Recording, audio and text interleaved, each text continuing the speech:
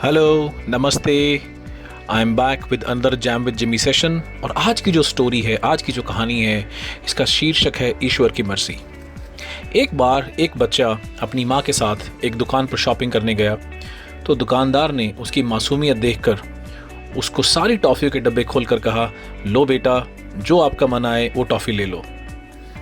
और बच्चे ने बड़े प्यार से उन्हें मना कर दिया। इसके बावजूद उस दुकानदार और उसकी माँ ने भी उसे बहुत कहा, पर वह मना करता रहा। हार कर उस दुकानदार ने खुद अपनी हाथ से टॉफ़ियाँ निकाल कर उसको दी और उस बच्चे ने तुरंत वो टॉफ़ियाँ लेके अपनी जेब में डाल ली और बोला, थैंक यू।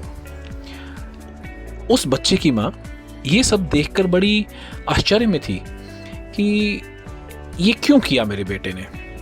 लेकिन उसने उस दुकान पे उस अपने बच्चे को नहीं पूछा। और जब वापस आते हुए उसकी माँ ने उससे कहा, बेटा, जब अंकल ने तुम्हारे सामने पूरा डिब्बा खोलकर टॉफ़ी का रख दिया था तब तुमने नहीं ली, और जब उन्होंने अपने हाथ से दी तो तुमने ली। ऐसा क्यों किया आपने बेटा?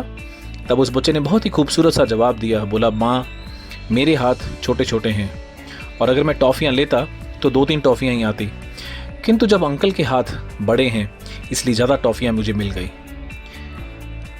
अब अगर आप इस स्टोरी को सोचेंगे तो इसके कई तरीके हैं इस स्टोरी से कुछ सीख लेने के। कोई कह सकता है वो बच्चा तो बड़ा लालची था और वो चाहता था कि उसको सब कुछ मिले।